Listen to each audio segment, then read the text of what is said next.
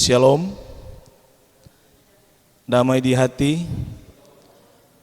Kembali lagi bersama kami dalam program kunjungan sharing dan pengembalaan atau Kusapa. Program Kusapa saat ini akan dipandu oleh pelayan khusus dan jemaat Kolom 20. Saya atas nama pelayan khusus dan jemaat Kolom 20 menyampaikan selamat datang buat kita semua, terutama pemateri kita di malam hari ini, Bapak Pendeta Adri Regar MTH, yang akan membawakan materi dalam program Kusapa di saat ini. Sebelum kita memulaikan program Kusapa saat ini, kita akan buka dengan doa dan mari kita berdoa. Kami mengucap syukur kepadamu ya Tuhan Allah di dalam Yesus Kristus atas penyertaan kasih-Mu sehingga saat ini ya Tuhan kami jemaat-Mu boleh terkumpul di rumah-Mu yang kudus untuk melaksanakan program kunjungan sharing dan pengembalaan. Untuk itu ya Tuhan, Engkau memberkati kami semua, kami sebagai kolom yang bertugas, berikan kami hikmat kemampuan sehingga kami dapat mengerti maksud dalam materi sebentar yang akan disampaikan. Memberkati juga buat Bapak Pendeta Adri Regar MTH yang akan menjadi pemateri di saat ini, berikan dia hikmat, kemampuan sehingga dia dapat menyampaikan materi itu dengan penuh sukacita. Terima kasih Tuhan, kami buka program Kusapa di saat ini di dalam nama Tuhan Yesus Kristus. Amin. Saat ini kita akan mendengarkan materi yang terambil dalam Kisah Para Rasul 18 ayat 18 sampai yang ke-28. Dengan perikop, ada dua perikop di sini. Paulus kembali ke Antioquia dan Apolos di Efesus. Paulus tinggal beberapa hari lagi di Korintus, lalu ia minta diri kepada saudara-saudara di situ dan berlayar ke Syria. Sesudah ia mencukur rambutnya di Kengkrea, karena ia telah bernasar. Priscilla dan Aquila menyertai dia. Lalu sampailah mereka di Efesus. Paulus meninggalkan Priscilla dan Aquila di situ. Ia sendiri masuk ke rumah ibadat dan berbicara dengan orang-orang Yahudi. Mereka meminta kepadanya untuk tinggal lebih lama di situ, tetapi ia tidak mengabulkannya. Ia minta diri dan berkata, "Aku akan kembali kepada kamu jika Allah menghendakinya." Lalu bertolaklah ia dari Efesus. Ia sampai di Kaisarea dan setelah naik ke darat dan memberi salam kepada jemaat, ia berangkat ke Antioquia. Setelah beberapa hari lamanya ia tinggal di situ, ia berangkat pula, lalu menjelajahi seluruh tanah Galatia dan Frigia untuk meneguhkan hati semua murid. Sementara itu datanglah ke Efesus seorang Yahudi bernama Apolos yang berasal dari Alexandria. Ia seorang yang fasih berbicara dan sangat mahir dalam soal kitab suci. Ia telah menerima pengajaran dalam jalan Tuhan. Dengan bersemangat ia berbicara dan dengan teliti ia mengajar tentang Yesus. Tetapi ia hanya mengetahui baptisan Yohanes. Ia mulai mengajar dengan berani di rumah ibadat, tetapi setelah Priscilla dan Aquila mendengarnya, mereka membawa dia ke rumah mereka dan dengan teliti menjelaskan kepadanya jalan Allah. Karena Apolos ingin menyeberang ke Akaya, saudara-saudara di Efesus mengirim surat kepada murid-murid di situ supaya mereka menyambut dia. Setibanya di Akaya, maka ia oleh kasih karunia Allah menjadi seorang yang sangat berguna bagi orang-orang yang percaya. Sebab dengan tak jemu-jemunya ia membantah orang-orang Yahudi di muka umum dan membuktikan dari kitab suci bahwa Yesus adalah Mesias. Demikianlah pembacaan Alkitab.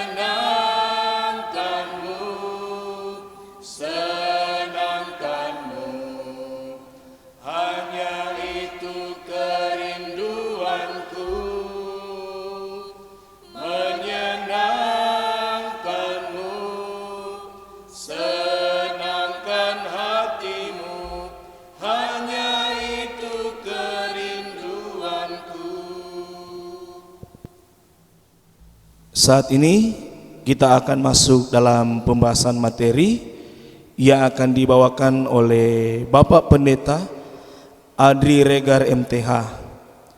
Kepada Bapak Pendeta dipersilakan. Terima kasih untuk kesempatan saat ini dalam program kunjungan sharing dan pengembalaan dari Jemaat Gemim Betania Teling Tingkulu. Di minggu yang berjalan ini diberikan judul Peran Suami Istri Mengajar tentang Jalan Allah. Mengapa tema ini dilaksanakan atau diangkat? Berhubungan dengan bulan Juni ini juga adalah bulan pekabaran Injil dan pendidikan Kristen.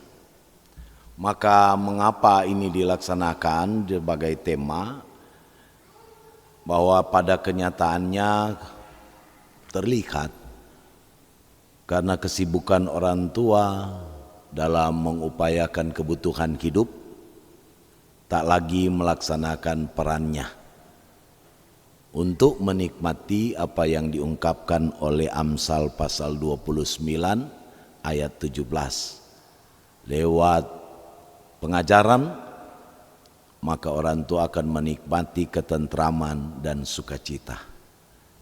Kalau tidak ada pengajaran, maka tidak akan menikmati ketentraman dan sukacita.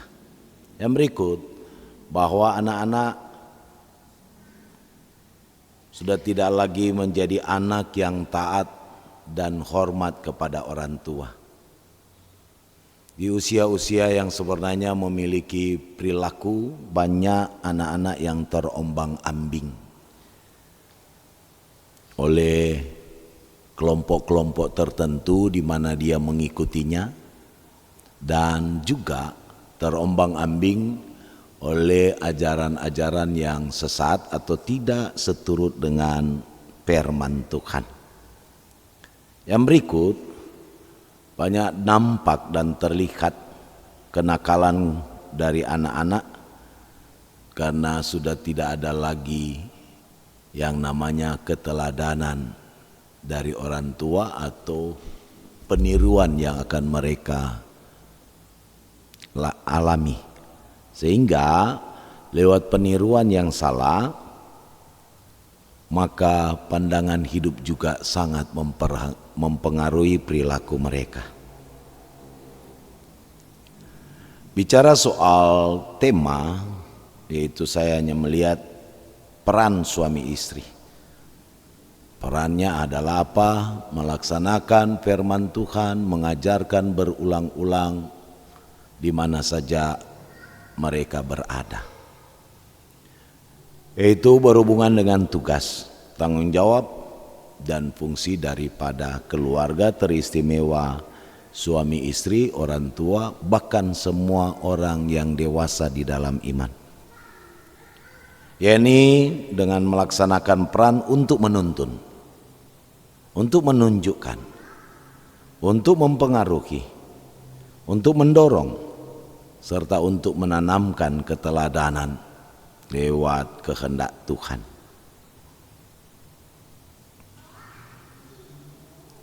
Kemudian soal jalan Tuhan dalam bahasa Yunani tin chodonto kirio atau theo, di mana dalam pembacaan kita ada pandangan yang menunjuk pada seruan dari Yohanes di saat dia tampil, yaitu pertobatan yang melalui baptisan, dan baptisan itu mendatangkan pengampunan dosa. Mari terang lihat, bandingkan dengan Lukas pasal 3 ayatnya yang ketiga. Injil Lukas pasal 3 ayatnya yang ketiga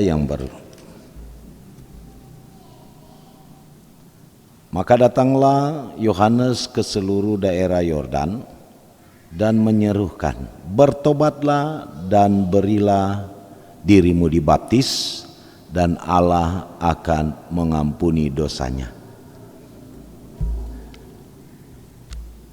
Kemudian Yohanes Pembaptis dianggap lebih besar daripada Yesus. Itu orang boleh lihat yang ditonjolkan oleh Injil Lukas dalam ayat 4 dan seterusnya. Padahal dia hanya menyiapkan jalan untuk Tuhan, meluruskan jalan baginya. Setiap lembah dan seterusnya harus dijadi rata, yang berliku diluruskan, yang berlekuk diratakan, dan semua orang akan melihat keselamatan dari Tuhan. Kemudian bicara soal jalan itu menunjuk kepada Yesus, yakni dalam pelayanan Yesus, dalam penderitaan Yesus, dalam penyaliban Yesus, dalam kematian dan kebangkitan Yesus, Yesus yang naik ke sorga, dan baptisan serta Injil. Jadi pengajaran kita melihat bahwa ada perintah untuk pergi ke seluruh dunia dalam dua konteks, yaitu konteks baptisan anak dalam Injil Matius bagian terakhir, dan juga baptisan orang dewasa dalam Injil Markus. Selanjutnya tentang penulis dan tujuan penulis. Penulis diyakini sebagai Lukas, yang adalah seorang dokter dengan melakukan riset tentang agama baru. Mengapa saya mengatakan agama baru? Karena banyak pengikut-pengikutnya, yaitu agama baru yang dari konteks Yehuda atau Israel ke bangsa-bangsa lain, yaitu dengan tulisan dalam 2 episode yang ditulis selama 4 tahun. Injil Lukas lebih dahulu ditulis 2 tahun di saat ada di Kaisarea Filipi dalam rangka membantu Paulus. Kemudian dilanjutkan dengan sejarah perjalanan Rasul Paulus yang dikaitkan dengan peristiwa Pentakosta. Lukas menulis pledoi untuk perkara yang dialami oleh Paulus.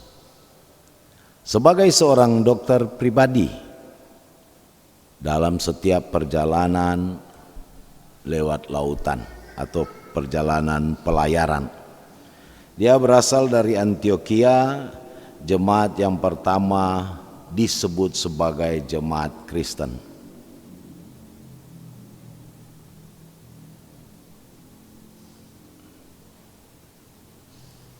Sekarang tujuan penulisan,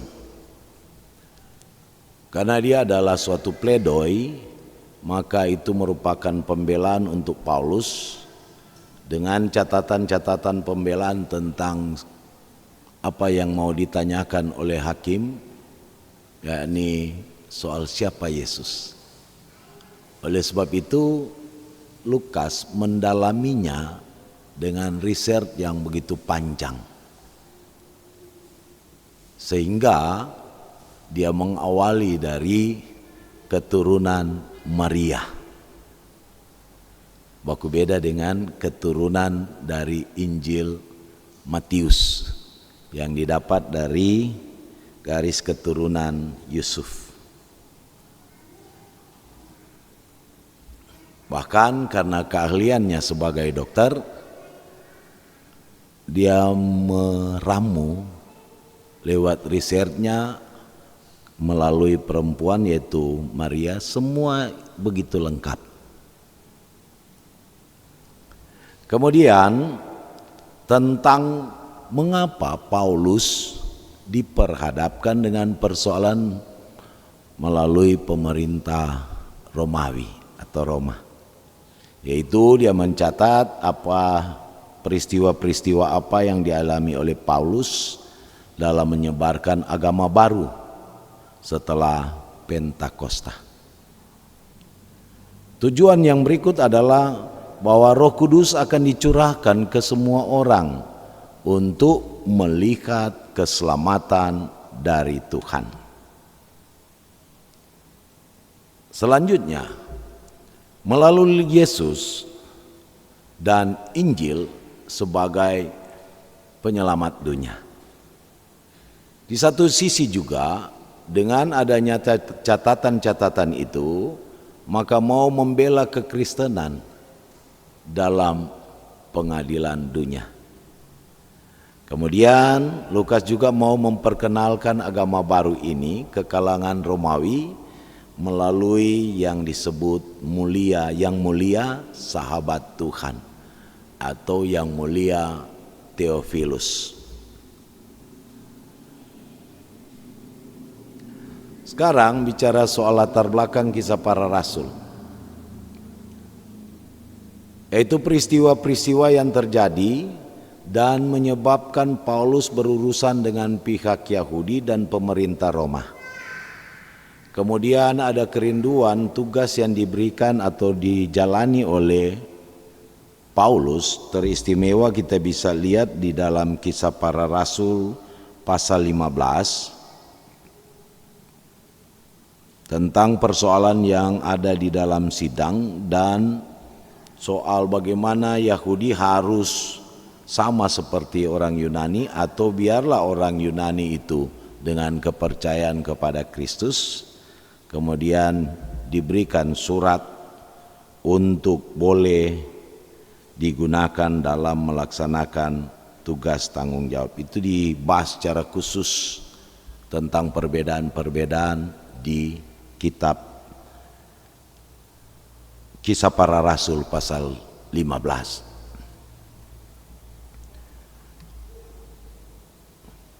Kemudian dengan catatan-catatan ini memperlihatkan bahwa usaha upaya mendirikan jemaat dan pusat-pusat penginjilan untuk jemaat baru selanjutnya. Mengapa dia mencari daerah strategis Korintus, dia mencari daerah strategis lewat Antioquia, di jalan-jalan yang memang strategis supaya Injil itu terus menyebar dan merambat. Dia menggunakan sebenarnya apa yang disebut metode gelombang yang merambat. Peristiwa di Pentakosta itu bagaikan batu yang dilemparkan di tengah-tengah kolam, dan dia akan merambat terus gelombangnya sampai ke pesisir. Kemudian Lukas memberikan penekanan peranan Roh Kudus dalam setiap penginjilan yang dilaksanakan. Kita masuk pada pembahasan. Ayat 18 sampai 23, lewat situasi ada, Paulus memang menetap 1,5 tahun di Korintus. Di sana dia bertemu dengan Aquila dan Priscilla yang sama-sama satu profesi, tetapi juga yang diusir dalam pemerintahan Claudius di Roma karena pertentangan pemahaman tentang orang Yahudi. Biar dia jadi Kristen tapi dia harus ikut hukum Yahudi, yaitu dengan hukum Taurat yang ada. Di satu sisi pertentangan muncul bahwa orang Yunani merasakan bahwa mereka juga benar karena percaya kepada Yesus, yang dibaptis juga, kemudian yang belajar tentang firman itu. Jadi sama-sama saling membenarkan sehingga terjadilah peristiwa yang mengganggu jalannya pemerintahan Roma di Roma, maka diusirlah mereka.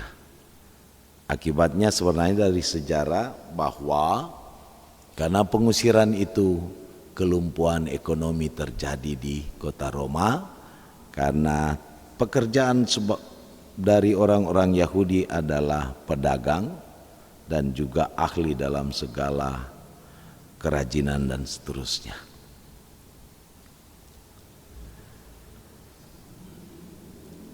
Kemudian itu terang boleh lihat dalam ayat 2 dan 3.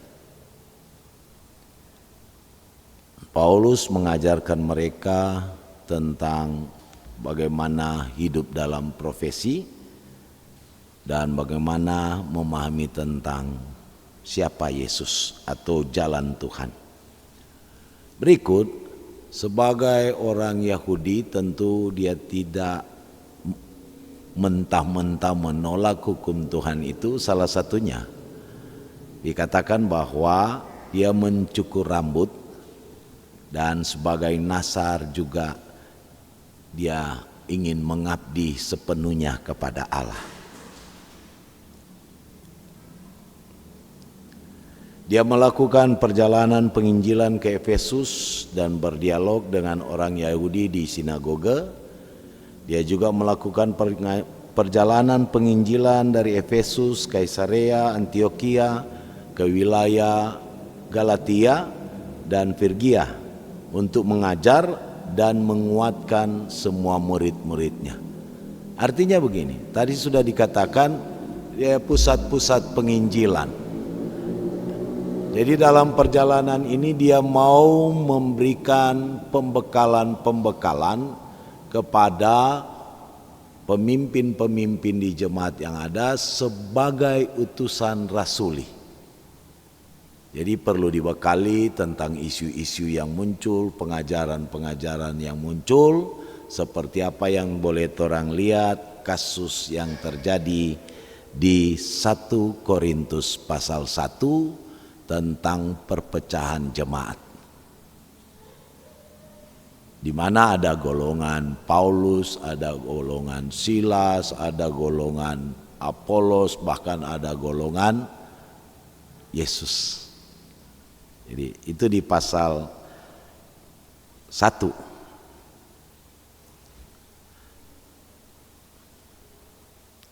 Kemudian untuk 18 ayat 24 sampai 26 yang merupakan inti persoalan. bahwa Aquila dan Priscilla yang telah digodok dan dibekali dengan pengajaran tentang jalan Tuhan, yaitu soal peristiwa pengusiran Yahudi oleh pemerintah di Roma. Mereka juga mendengar khotbah dari Apolos yang adalah pengikut atau murid Yohanes Pembaptis tentang Yesus dan jalan Tuhan yang dipahami oleh pengikut Yohanes Pembaptis. Mengapa ada perbedaan? Tadi sudah diawali bahwa Yohanes Pembaptis menyerukan soal luruskanlah jalan bagi Tuhan. Semua yang gunung kaserata, yang berlekuk dan seterusnya. Artinya seruan itu untuk pertobatan, dan pertobatan diwujudkan dalam baptisan, tetapi belum ada istilah baptisan roh. Cuma ada istilah baptisan untuk pertobatan. Itu yang dipahami. Kalau so bertobat berarti so selamat. Bahwa ajaran yang menekankan Yohanes lebih besar dari Yesus, orang boleh lihat dalam Yohanes 3 ayat 25 sampai 31, dan lebih khusus Injil Yohanes pasal 3 itu dalam ayatnya yang ke-30. Orang boleh lihat di situ.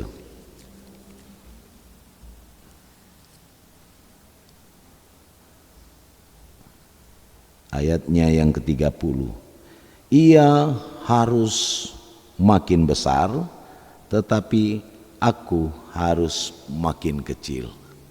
Tetapi kebalikannya, bahwa Yohanes Pembaptis itu dianggap sebagai orang yang lebih kuat dari Yesus, lebih berkuasa dari Yesus, karena soal pengampunan dosa itu melalui baptisan. Dan karena dia dianggap sebagai orang yang membaptis Yesus, maka dia dianggap lebih besar daripada Yesus. Dan dikala kita membaca pemahaman tentang itu melalui Yohanes, Injil Yohanes, itu mau memberikan penegasan bahwa ini Yohanes Pembaptis hanyalah menyiapkan jalan. Dan pembaptisannya bukanlah pembaptisan untuk keselamatan, tetapi pembaptisan untuk penyucian dan pengampunan dosa. Kemudian dari cerita ini terlihat Aquila dan Priscilla yang mendengar itu atau khotbah menggebu-gebu dari Apolos dinilai sudah melenceng, tidak sesuai dengan apa yang mereka dengar, pelajari bersama dengan Paulus.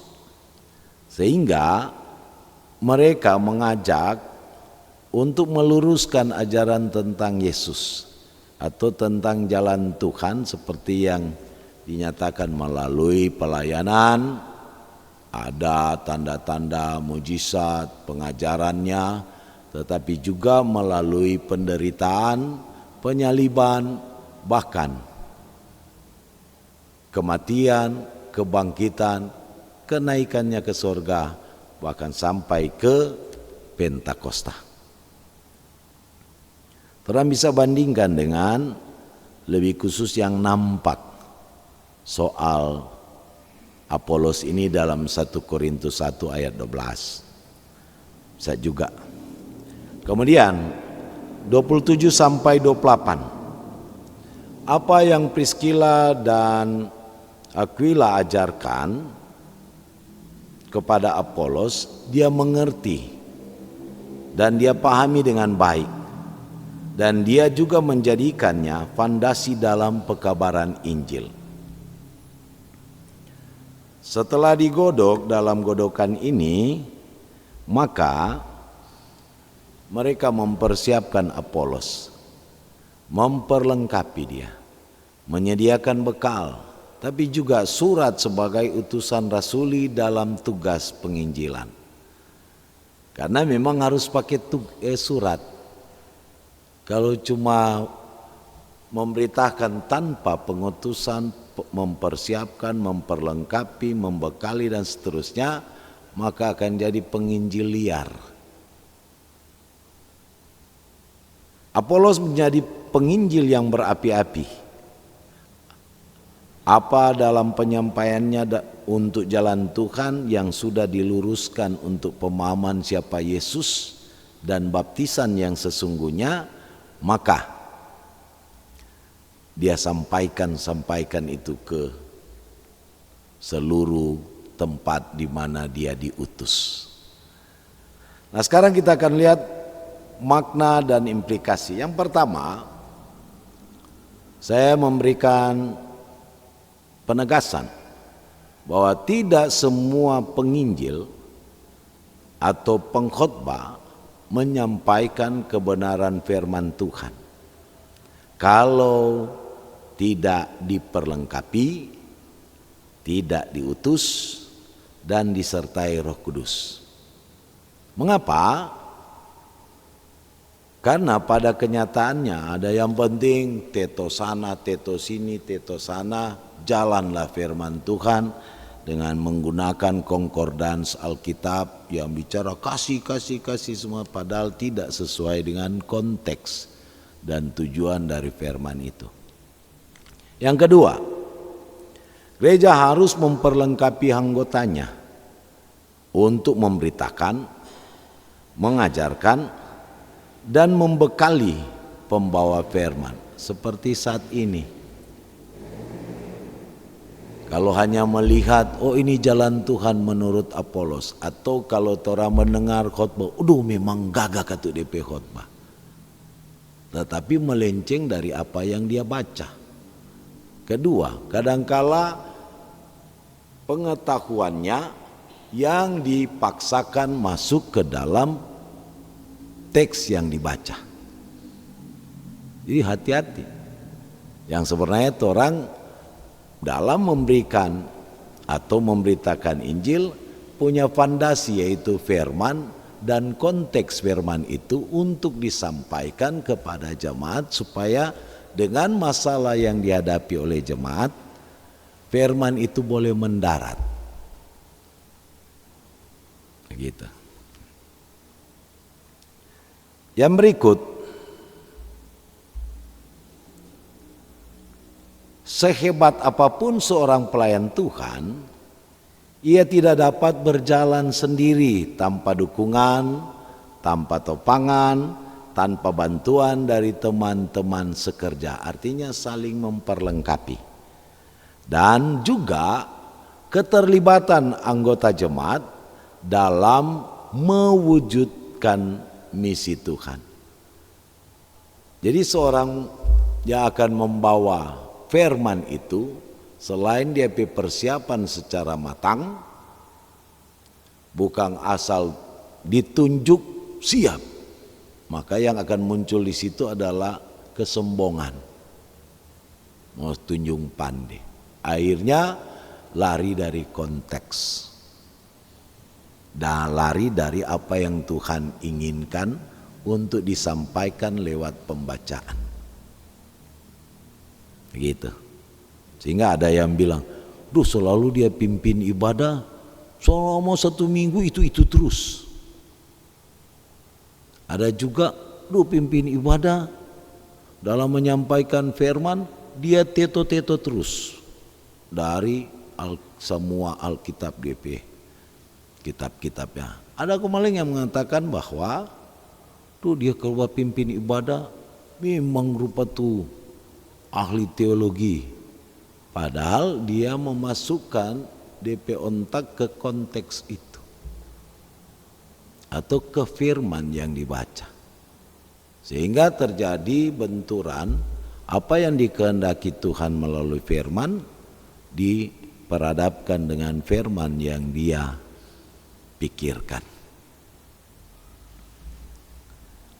Kemudian setiap orang tua atau orang dewasa siap untuk diperlengkapi. Mengapa harus siap untuk diperlengkapi? Karena pada kenyataannya banyak keluarga-keluarga atau anggota jemaat malas untuk ada di ibadah. Bagaimana mereka mau diperlengkapi? Banyak anggota-anggota jemaat datang yang penting ke ibadah, setor muka, dan dijadikan itu sebagai kebiasaan. Sehingga dikala ada tantangan tentang apa yang dipahami lewat firman, tidak mampu untuk dipertanggungjawabkan. Dengan alasan kadang-kadang orang kuat nak sekolah di situ, cuma sampai menjadi pendengar tetapi tidak mampu menganalisa apa yang didengar untuk dilakukan. Kemudian orang dewasa juga atau orang tua harus siap untuk memperlengkapi diri. Banyak sarana yang akan boleh orang gunakan dalam memperlengkapi diri untuk memahami firman yang benar. Dengan jeli terang melihat apa, siapa penulis, siapa penerbit, DP tujuan apa. Mesti cari tahu dengan memunculkan teks ini. Contoh, ada ungkapan dari Filipi menurut Paulus, segala perkara dapat kutanggung di dalam Dia yang memberikan kekuatan kepadaku. Apa yang mampu orang tanggung? Padahal itu cuma soal ekonomi, soal berkat yang Tuhan berikan. Dikaitkan dengan lain, tentu melenceng. Padahal itu soal bagaimana mau atur ini Tuhan dah kasih berkat dalam tugas pekerjaan, kong boleh mau cukup. Harus mulai, apa yang orang mau mampu mau tanggung di dalam Tuhan, mau bersaksi, mau berdoa, mau menyanyi. Padahal ini soal pengaturan berkat.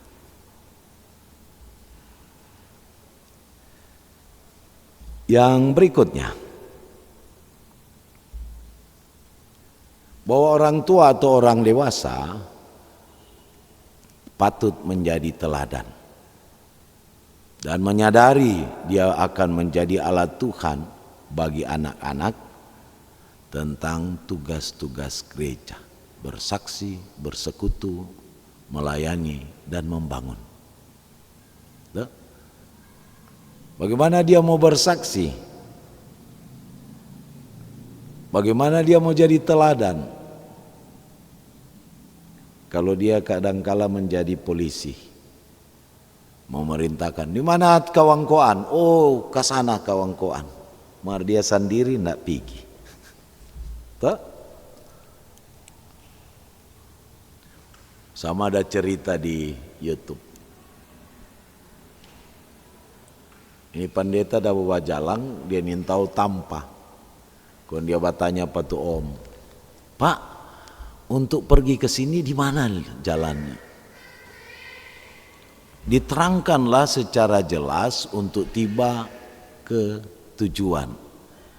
Baru pendeta bilang, karena Bapak sudah menerangkan jalannya begitu baik, maka kalau orang baku dapat ulang, kita akan mengajarkan jalan Tuhan menuju ke sorga. Berapa lama tuh Bapak bilang, lekan cuma jalan pi kampung sebelah Sunin tahu. Mau ajar pak kita jalan pi sorga. Jadi perlu persiapan, pembekalan diri. Kemudian gereja bertugas untuk membimbing anggota jemaatnya dalam memperlengkapi tadi untuk mampu menyampaikan kehendak Tuhan kepada sesama dalam segala profesi.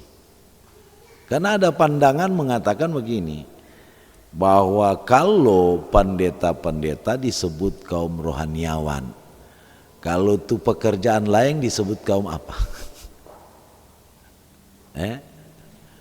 Oh, karena dia orang berilmu, cendekiawan. Notunya ndak berilmu, kaum apa? Jadi ini persoalan paling berat. Oleh sebab itu, lihatlah profesi yang ada sebagai alat kesaksian untuk memberitakan tentang jalan Tuhan itu. Itulah materi yang akan torang geluti dalam mempersiapkan torang melaksanakan peran sebagai orang dewasa, lebih khusus mendewasakan diri dalam iman kepada Tuhan tentang jalan Allah itu. Tuhan memberkati kita.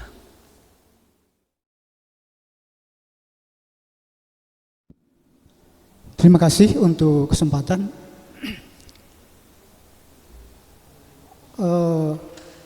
Yang menjadi pertanyaan, yang pertama tentu,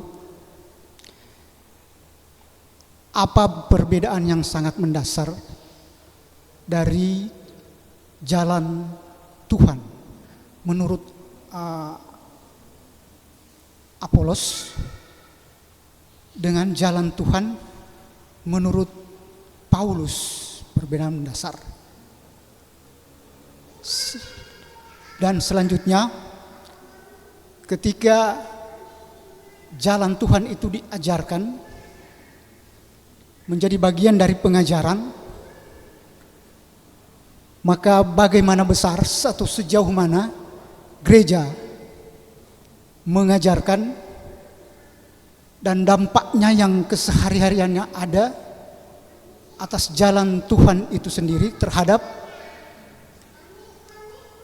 jemaat atau keluarga dalam kehidupan nyata yang ada saat ini. Kemudian yang kedua, yaitu Yohanes di sini dia menyatakan diri bahwa dialah yang mempersiapkan jalan, dia yang sudah berseru-seru di padang gurun untuk mempersiapkan jalan itu, yaitu jalan Tuhan yang mengarah kepada Yesus Kristus adalah Mesias. Saya ingin membandingkan dengan dari kitab Maleakhi, kitab terakhir dalam Perjanjian Lama. Dalam Maleakhi pasal 4 dikatakan, pasal 4 ayat 5, sesungguhnya aku akan mengutus Nabi Elia kepadamu menjelang datangnya hari Tuhan yang besar dan dahsyat itu. Dalam Maleakhi pasal 4 ayat 5, sesungguhnya aku akan mengutus Nabi Elia kepadamu menjelang datangnya hari Tuhan yang besar dan dahsyat itu. Ketika membandingkan dengan Yohanes di sini, bahwa dia yang sudah menyiapkan dalam Yohanes pasal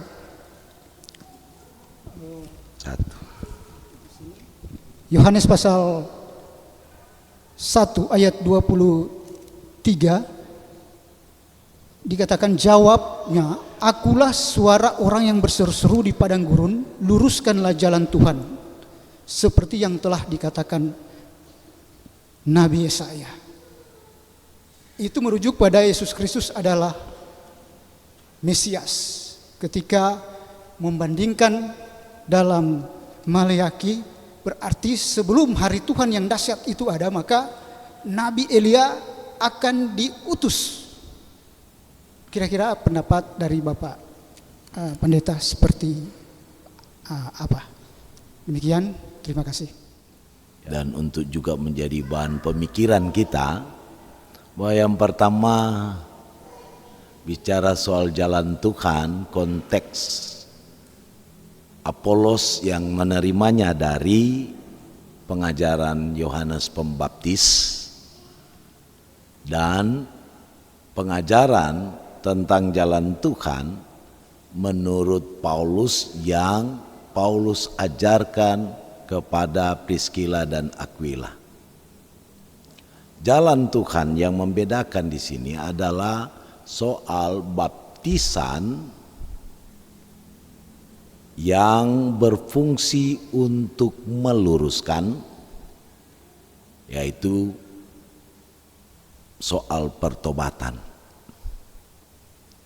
Jadi baptisan soal pertobatan, yaitu kasih buang tuh hal-hal dosa. Nah sekarang lewat baptisan dosa itu habis. Saya memberikan istilah di sini soal air yang ada di dalam gelas. Dikala itu dibuang lewat baptisan, yang tersisa di dalam gelas apa? Kosong. Maka itu perlu diisi, dan itulah baptisan yang dinyatakan oleh Paulus yang diajarkan kepada Aquila. Selain pengampunan dosa, penyucian, tetapi juga diisi dengan Roh Kudus, karena baptisan Yohanes tidak ada Roh Kudusnya, tidak dibaptis dalam nama Anak dan Roh Kudus. Jadi itu yang perlu menjadi penegasan, walaupun di sisi lain sama-sama sebenarnya orang yang sangat mengerti tentang kitab suci. Paulus mengerti, mendalami kitab suci itu dari perjanjian lama dan tentang siapa Yesus. Apolos juga mengerti, tapi juga dia seorang yang jago ilmu berkhotbah atau berpidato. Tetapi intinya soal jalan Tuhan terletak di dalam baptisan itu. Begitu. Wah, diterangkanlah oleh Priskila dan Aquila, bicara soal jalan Tuhan itu, lihat karya Yesus yang adalah Mesias, benar sama, luruskan, persiapkan penyambutan terhadap Mesias atau Raja. Tetapi pelayanannya, kemudian pengorbanannya, penderitaannya, kemudian penyalibannya, kematiannya, dan seterusnya, hanya kecil perbedaannya. Kedua, pemahaman bahwa karena Yohanes Pembaptis yang membaptis Yesus, dianggap dia lebih kuat, lebih besar, sehingga tadi sudah dibacakan, biar jutu Yesus lebih besar dan aku makin kecil. Itu memang terjadi di puncak persoalan ada di masa Yohanes di tahun 90-an.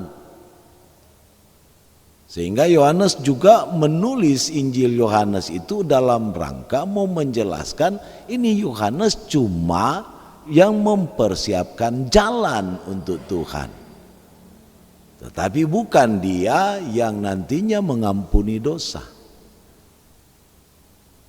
Dan baptisan pengampunan dosa dilaksanakan lewat penyucian. Nah sekarang bicara soal dampak dalam rangka mengajarkan jalan Tuhan, lebih khusus ke jemaat kita. Dari biasa ada masa lalu bicara teling tingkulu, sebenarnya kode merah atau kode gelap. Orang takut mau datang kemari. Apalagi bicara soal teling. Dan mulai sekarang mulai terjadi perubahan bahwa banyak yang sudah mengerti, memahami tentang jalan Tuhan itu lewat pergaulan. Walaupun di satu sisi yang sudah mengalami, mengerti, memahami itu diperadabkan dalam tugas dengan metode Paulus sebenarnya. Kita tak suka apa yang kita perbuat dan alami akan dialami oleh generasi selanjutnya. Maka penegasan jalan Tuhan itu diberlakukan, yaitu diajar-ajarkan kembali kepada orang tua untuk boleh menikmati dampak dari pengajaran jalan Tuhan itu. Dan itu bukan hanya berbicara soal mengerti memahami Alkitab, tetapi terwujud di dalam tugas tanggung jawab sebagai gereja. Dia akan masuk pada dia siap bersaksi. Lewat apa bersaksi? Bukan nanti maju ke depan di setiap ibadah menceritakan tentang karya Tuhan di dalam dirinya. Tetapi di saat dia bekerja dengan baik, karena konteks Aquila dan Priscilla bersama dengan Paulus adalah sama-sama pengrajin tenda, ahli bangun tenda. Atau lewat apa? Bikin tenda dengan bagus, baik, memiliki kualitas dan seterusnya. Di situ dia boleh bersaksi. Dan dari hasil itu dia boleh melaksanakan pelayanan untuk satu persekutuan. Itu. Jadi dampak daripada mengajarkan dan kesadaran dari orang tua melaksanakan peran mereka, pasti kita akan nikmati seperti apa yang diungkapkan di dalam Amsal, yaitu Amsal pasal yang ke-29 ayat 17. Didiklah anakmu, maka dia akan memberikan ketentraman dan sukacita kepadamu. Banyak di Amsal. Mahkota orang tua adalah anak cucu dan seterusnya. Ataupun dalam Mazmur 112, bahwa dikala kita taat setia kepada Tuhan dengan pengajarannya, maka kita akan melihat anak cucu kita menjadi perkasa di bumi. Banyak sekali dalam konteks pengajaran. Kemudian di tengah-tengah memahami bahwa apa yang harus dibuat oleh gereja selain ibadah-ibadah yang adalah soal rutinitas, mau berusaha untuk pembentukan karakter supaya anak-anak kita, anggota jemaat kita boleh berjalan terus di jalan Tuhan walaupun dia diperhadapkan dengan godaan cobaan. Saya lebih senang memahami dari 1 Korintus itu, pasal 10 ayat 13. Pencobaan-pencobaan yang kamu alami tidak akan melampaui kemampuanmu. Dan bila kita akan mengalami pencobaan itu, Dia yang makasih akan memberikan jalan keluar kepadamu. Supaya apa? Orang mampu menanggungnya. Jadi karena ada yang namanya pengajaran jalan Tuhan yang berbau etika, berbau moral, tapi juga soal keyakinan. Makasih itu soal konteks hari Tuhan lewat mereka yang akan dibuang ke Babel, Maleaki. Dan di saat mereka yang dibuang ke Babel memang muncul Yesaya. Yang pertama Yesaya yang ada saat itu yang hidup dan berakhir di masa Raja Manasya yang dipotong-potong menjadi 2 lewat kayu yang besar. Kemudian setelah itu muncul raja yang anak kecil umur 8 tahun. Di situ juga ada peringatan dan teguran lewat pembacaan kita Sefanya lalu. Itu Sefanya. Dan dia memiliki dampak. Raja Yosia mendengarkan nubuatan itu, dia bikin pembaruan di Israel, mengembalikan pegangan kepada hukum Tuhan. Habis itu muncul Yeremia dengan peringatan-peringatan keras untuk ada di jalan Tuhan. Jadi itu ada. Kemudian bicara nubuatan akan masuk kepada Yesus yang diberitakan luruskanlah jalan, yaitu persiapan untuk menyambut kelahiran Sang Raja. Luruskan semua, yaitu lewat pertobatan. Dari konteks lain juga melalui pertobatan siap untuk masuk ke dalam kerajaan sorga atau kerajaan Allah. Matius bicara soal bagaimana gaya hidup kerajaan sorga melalui khotbah di bukit dan seterusnya. Oke? Terima kasih atas kesempatan yang diberikan. Dalam bagian ini kita mengenal Paulus, kita mengenal Apolos, kita mengenal Priscilla dan Aquila. 4 tokoh sentral yang mungkin ada dalam konteks bacaan kita saat ini. Dan ternyata ada perbedaan pemahaman antara Apolos dengan ajaran yang disampaikan Paulus kepada Aquila dan Priscilla, yang akhirnya menyebabkan ini Priscilla dan Aquila menjelaskan bagaimana tuh jalan Tuhan yang dipahami mereka dengan jalan Tuhan yang berbeda yang dipahami oleh Apolos. Intinya di sini mengatakan bahwa mereka adalah pemberita-pemberita Injil yang dipakai Tuhan secara luar biasa. Pertanyaan saya adalah menyangkut pemberitaan Injil berdasarkan konteks ini, apakah seseorang dikatakan memberitakan firman Tuhan itu sudah sama dengan dia memberitakan Injil? Berdasarkan berangkat dari konteks ini yang kita baca tadi. Yang kedua, bagaimana kita menerapkan dalam kehidupan pribadi kita ketika kita menemui prinsip-prinsip pelayanan mungkin yang ada di dalam Kisah Para Rasul yang kita baca ini. Secara singkat saja mungkin itu menyangkut ke implikasi firman. Jadi mungkin 2 hal itu yang saya tanyakan. Terima kasih. Berangkat juga dari Paulus setelah dia bertobat atau setelah dia dibaptis oleh Ananias lewat pemulihan juga, dia bukan langsung menjadi pekabar Injil. Dalam perenungannya lewat sejarah dikatakan dia pergi 3 tahun berdiam di Arab. Kemudian selanjutnya dia naik ke Efesus. Ada universitas besar di sana, di Asyurdan kalau dulu, atau Turki. Di sana dia belajar di universitas selama 7 tahun. Kemudian dia diangkat menjadi seorang diaken, turut serta dalam pengumpulan dana untuk masalah kemiskinan di Yerusalem.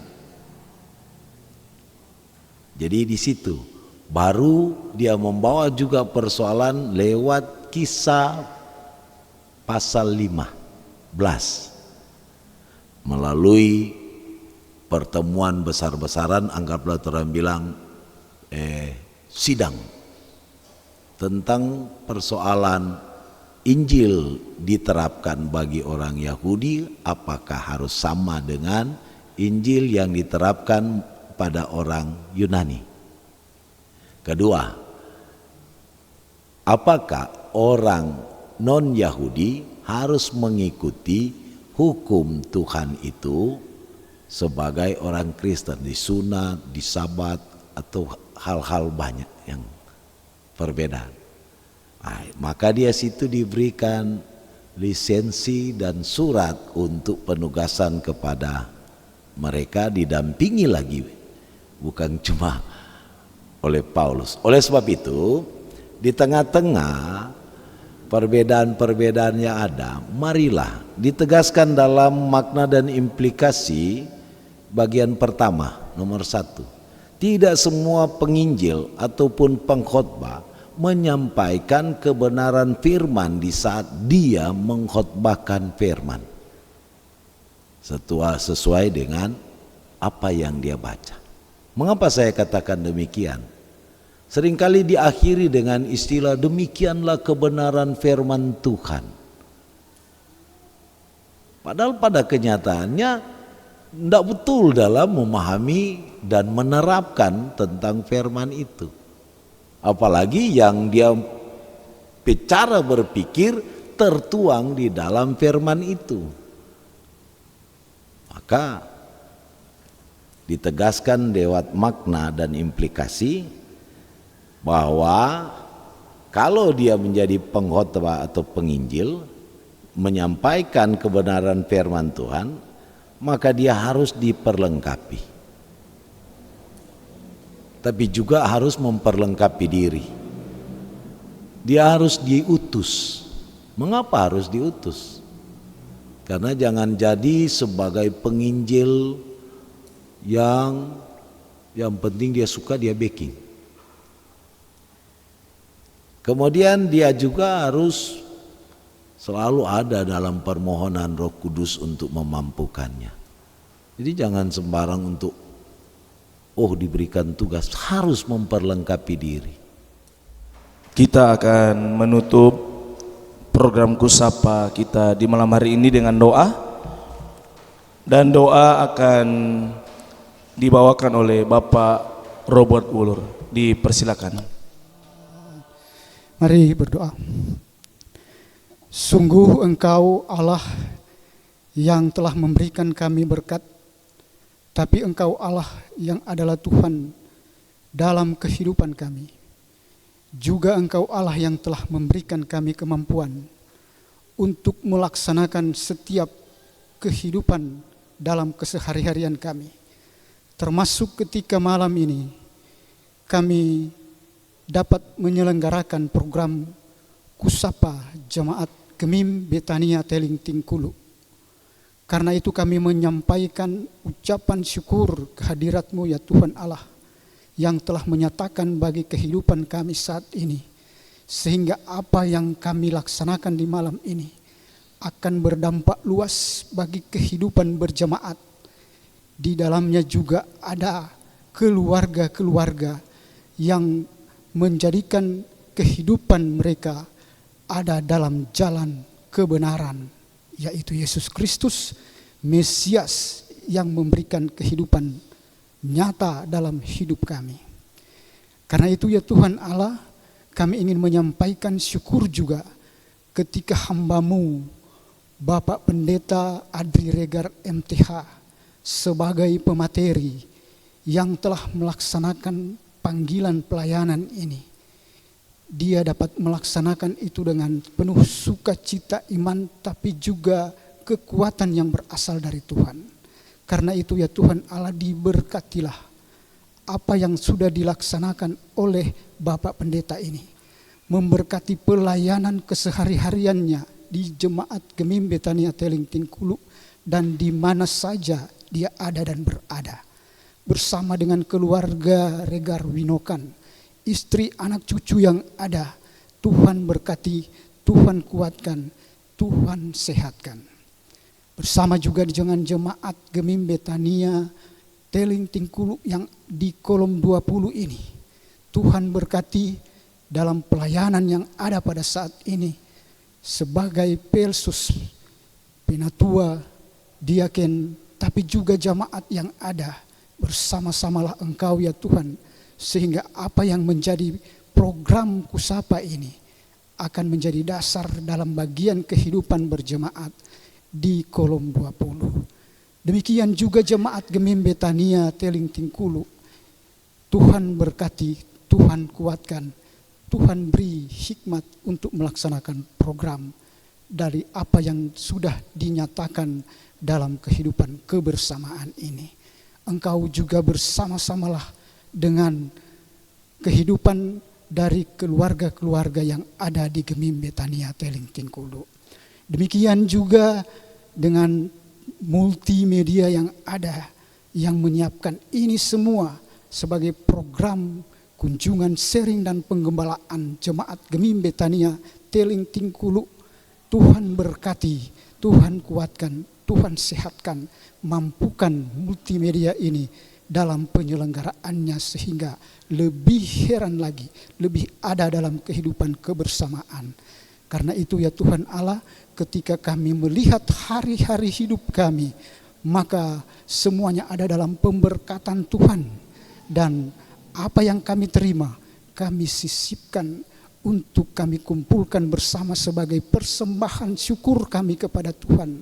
Dan kami mohon Engkau berkati persembahan ini.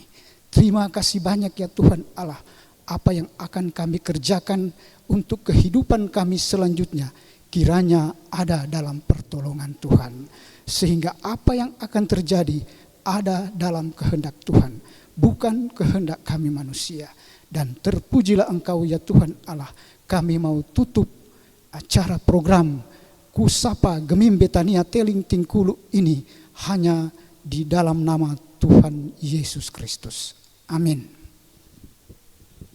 Saudara-saudara kekasih Tuhan, saat ini program Kusapa Gemim Betania Teling Tingkulu sudah berakhir, maka disampaikan terima kasih.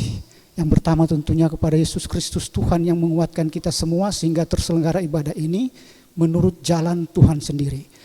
Terima kasih selanjutnya disampaikan kepada Bapak Pendeta Adri Regar MTH yang menjadi pemateri, yang sudah membawakan materi ini, dan biar apa yang sudah kita bicarakan bersama dalam hal mengenai jalan Tuhan ini, biar akan menjadi kekuatan bagi kita dalam pelaksanaan untuk hari-hari ke depan, baik pribadi, keluarga, di tengah berjemaat.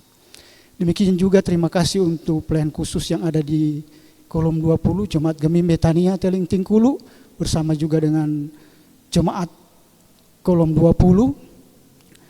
Tuhan memberkati atas apa yang sudah dilaksanakan saat ini, dan juga menyampaikan terima kasih untuk multimedia Gemim Betania Teling Tingkulu. Tuhan berkati, dipakai oleh Tuhan untuk sarana dan prasarana yang ada untuk kemuliaan nama Tuhan.